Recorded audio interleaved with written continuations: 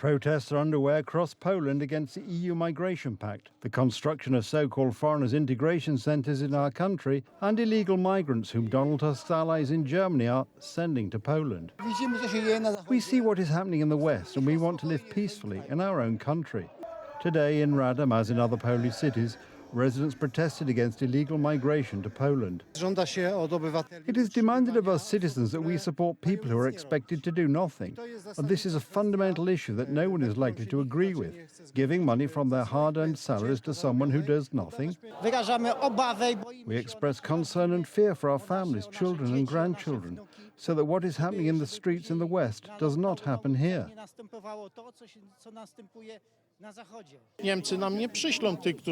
The Germans won't send us those who want to work honestly. They will only send those with whom they have a problem.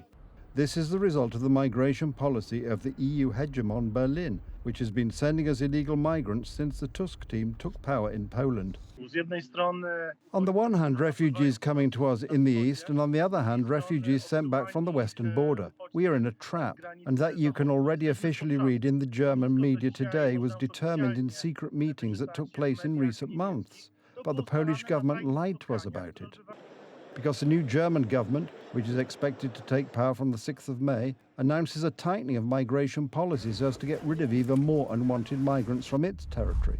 Anyone who tries to enter Germany illegally must know that as of the 6th of May, there is an end to this at the German border. No one can apply for asylum in the country of their choice.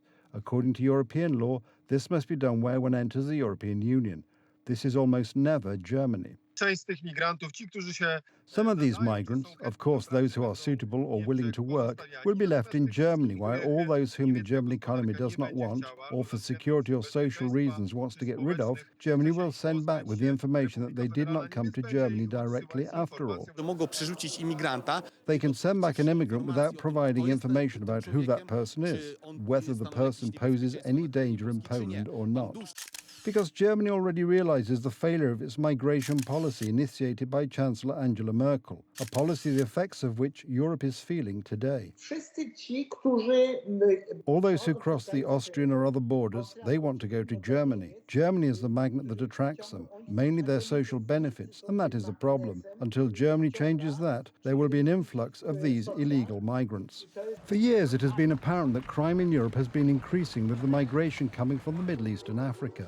Therefore, now others will have to help Berlin. Germany has made a problem for itself and wants to pass this problem on to the Polish people. We have such a brutal lie from Donald Tusk that it was during the Law and Justice government that lots of immigrants were allowed into Poland. Just compare how many attacks there were in Poland. There were none. And how many attacks there were in each of the Western countries. The Germans are masters when it comes to pulling hot potatoes out of the fire with someone else's hands, actually citing the Dublin Agreement. Germany wants to solve the trouble they have at home with illegal migration. This means even more so-called engineers from the Middle East and Africa will come to Poland. And what does the government headed by Donald Tusk say about this? We did a control check. It turns out that the government of Donald Tusk does not even know how many of these migrants Germany has been sending back recently, and on what terms. Because Germany, using the opportunity provided by the rules adopted with the Dublin Agreement, are sending back unwanted migrants to Poland. They will catch illegal migrants either abroad or outside the border who will come to the EU for asylum. They will lock them up in such integration centres and send them back to Poland, because as far as I know, other countries are refusing. In the meantime, Germany has reintroduced controls at its external borders. An adequate response to this insolence of the Germans, who closed the borders just after it was known that Donald Tusk would return to power, and thus they can practically smuggle illegal migrants into Poland with impunity, an adequate response should be the sealing and restoration of random controls on the border with the Germans on the Polish side. Instead of sealing the border, so-called integration centres for foreigners are being established in our country, a total of 49 centres located in former Polish provinces. Today we have a government that is a subcontractor of German policy. This is the policy that was announced by Donald Tusk and announced by Rafał Trzaskowski, saying that illegal immigrants in Poland are to be an insurance policy for Poland.